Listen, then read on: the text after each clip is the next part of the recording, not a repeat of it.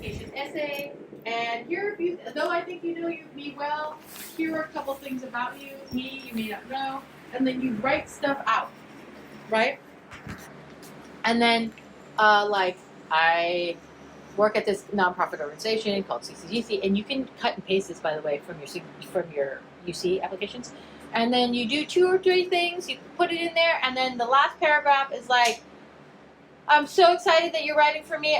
Your class changed the way I looked at be specific, blah, blah, blah, blah, blah. Your project on D enabled me to learn da, da, da, da, da, da. And I just love how I'm so prepared for such and so, another teacher's class where I feel like really prepared and able to contribute in ways that I wouldn't have been had I not been in your class. Sincerely, Wilson. Okay, why do we do this? Why do we write this letter? Why do you think? Because you just wrote your letter of recommendation. Because most of the time, those teachers, when they need to fill in a paragraph, will cut and paste from your letter, tweak it around a little bit, and send it off. I see it so often.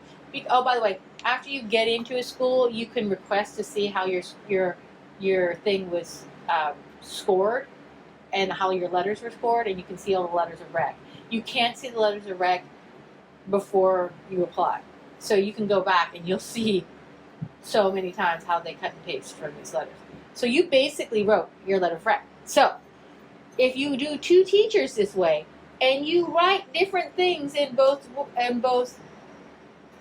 not like different things like vastly, like if you write, I'm interested in sports and I'm interested in animals, then when the 2 letters show up, they don't jive. But if you write a certain thing in here and a certain thing in there, you just wrote your 2 letters and then they line up. And then you're in the exact same place as the rich kids at San Francisco University High School that had a college counselor that coordinated for you. Do you see? Do you feel sneaky? Because you should. So this is how you do it. You got to get those 2 letters. You got to write those 2 cover letters, and you got to send off your little essay, and then magic happens. Okay? You know why? Here's what most low-income kids' letters of recommendation read. Most teachers don't know that those kids are low-income kids of color because those kids hid it for shame reasons, which is funny because that's the thing that you should be most proud of. But so you get these kids writing these essays about being low income, da da da da, and then you get these 2 letters of recommendation, and they're like, it could be a kid from a $5 million house in Pacific Heights, and they look the same because you didn't tell the recommender this. If I get letters of recommendation that have, like, this kid did all this incredible stuff in my class and also has none of the privileges that my other students had and is better than my other students, yay, that's the best. Those are the best letter recommendations. At that point, your letters of recommendation become more powerful than the richest kids in Pacific Heights. Because they're going to say something that, hey, yeah, these kids did all the things and got all the grades and wrote all the papers and did all the stuff, but they had nothing, which makes you better. Okay, so I have now reviewed letters of rec, who you asked, how you asked for them, once you asked, what you need to give them. Okay, everybody here who's going to apply to private schools is going to go out to one school early. Early decision gives you an advantage and puts you in the pot for more money. Early decision is in November, the same time that the UCs are due, so you should be done anyway. You then have a little bit more time, so once you put it in there, it locks out that application to wherever you apply early, but your other applications to private schools remain open, and you can write those essays until they're due, which is generally in December. But here is my thought about that. It is your last holiday season home. Do not ruin your last holiday season home with your families by being grouchy and writing college applications. That's mean, and those of you who have younger siblings, it's bad. Don't do that to them.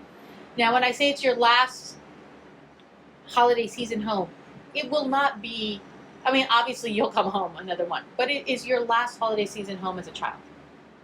After you go to college, you come back and you're different, right? You're now an adult. You don't live at home anymore. So it's your last holiday season at home. So please be present for it. Please give it the honor it needs. So like the worst ones I hear is like people who like get in huge fight with their parents over college applications, or their siblings are not allowed to like go out and have a holiday season because they had to stay home because the kid got behind on their college applications, and then during the holiday the kid was just all anxious and mean. That, like, don't do that. That's a, I mean, quite frankly, just don't be an asshole. That's like a terrible thing to do to a family with children. And those of you who have younger siblings too, know that they're watching you.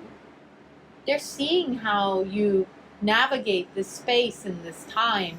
They're watching you always. You will, regardless of whether or not you earned it or not, you are the one that is the model for everything going forward. So the way that you do this and talk to them and show them will have a huge impact on how they do their own. Every study that's ever been out there is the first kid out the door, the first kid to college, while carries a heavy burden, is the one that is going to break the cycle of poverty for their families forever. The likelihood of a younger sibling going to college after the older one has gone is like astronomically, nearly 4 times as high as before a first gen kid goes to school.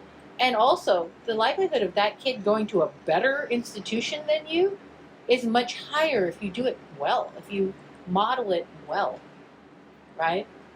So, in general, that if you have younger siblings or cousins, I have another cousin who is probably smarter than I am. I would argue I can be smarter than I am, but she was like a year older than me, and she made all the mistakes. Like all the big ones. Like she had a kid senior year. I think I am where I'm standing today because she screwed up so much. I knew every mistake not to make.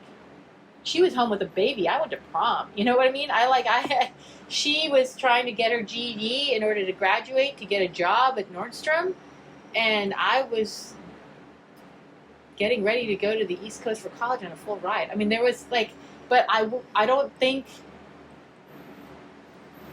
she just made choices, and then I got to see how it turned out, and then I was like, ooh, I'm going to go the other way, right? By the way, it's funny because she had really good grades. She tried hard in school. She had good grades. She just got wrapped up with a boyfriend who became her whole world, and then it just went sideways, right? I think because she did that, my high school boyfriend and I both went to Ivy League colleges because she did that. Because we were like, ooh. We didn't want to get stuck. And we wanted to move forward. So, but to long story short, she was a negative example. But other kids go because, somebody created a tremendous example. On a side note, while I'm here, while I'm in this space, children model their lives based on what they see, right? So if you are a sibling and you're super mean to your younger sibling, or even worse, ignore them, right? They imprint in their minds that people who love me and people who are supposed to have my best interest in mind, it's okay for them to be mean to me. And it's okay for them to ignore me. Some of you can look at this in terms of your parents, too. I don't want to besmirch your parents because I don't know them at all.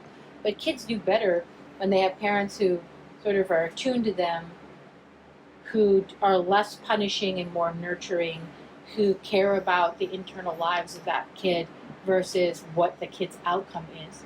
Oddly, what Asian American parents don't know, and it's not just Asian American parents, but it tends to be a problem in our community, is we're more concerned with a kid's outcome than with a kid's present. And oftentimes, because of that, our outcomes are not as high as a lot of our counterparts. we don't care about how a kid navigates the world, or teaching them how to do that, or helping them find ways, or modeling resilience, or modeling kindness, or modeling how you solve problems. We're more concerned of whether or not they are rich. It certainly was the case in my family, right? I don't think majority of my family, they only know where I graduated from. They don't know anything about necessarily of what I do or how I get there. I am weird though. I am weird than my other relatives, right? They're always sort of intrigued because I fly around a lot and I've gone a lot. So, in this moment, in your last year at home, with these people in your home, consider it. What have you modeled? What do you value? What do the people who love you or who are looking up to you see in you, believe that you think of them? So in other words, if somebody went to your younger sibling or your cousin or whoever and asked them, does, I don't know, Vivian, I'll think on it, what does Vivian think of me? Does Vivian like me? Does Vivian believe in me? Does Vivian know a lot about me? If something were to happen to me, would Vivian know how to fix it? Does Vivian, when Vivian leaves this house, will she remember that I'm here? Do I know enough from Vivian to be able to do what she did when she leaves? Will we be okay when she's gone? These are all the questions that they're thinking about all the time, by the way. And those of you who are younger siblings who had a sibling who left, you might have had some of these thoughts, right? The kids who do better are the ones that are like, I just had this conversation with a younger kid whose older sibling is about to go to college, and I was talking to him, and he's 7. They're 10 years apart, these two kids. So the older sibling kind of raised the younger one, and so I'm talking to the 7-year-old, and I was like, so what are you gonna do when Christian leaves? Like, what's the story? He's like, oh, I'm ready. And I was like, oh, you okay? Are you just wanting him to be gone? He's like, oh, no. Christian has been teaching me how to do and how I can be helpful and what to do if I start doing bad in school. And I said, oh, what are you gonna do? And he's like, oh, so I'm gonna go to. I have an iPad that he set up for me, and I know how to message. And then we're going to call every Friday in the afternoon. We're going to talk together, and every Friday. So we're going to see each other. So I know. I said, well, how do you know when Friday is? Like, what if you need something before Friday? Oh, I know. If I did, kid's got a whole plan. And it's because Christian made a plan for that. Oh my God. Right? The kid's going to be okay because he's got a plan. By the way, the kid is very proud of the plan. Feels very competent.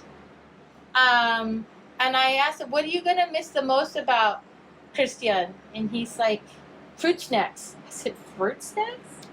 He says, my brother always shares fruit snacks with me. And I said, oh, is it just fruit snacks? And he says, no, he knows I like the black ones. I said, they're black fruit snacks? That's gross. And he says, they're not black. And he says, one day I'll share some with you and I'll give you my black fruit snacks.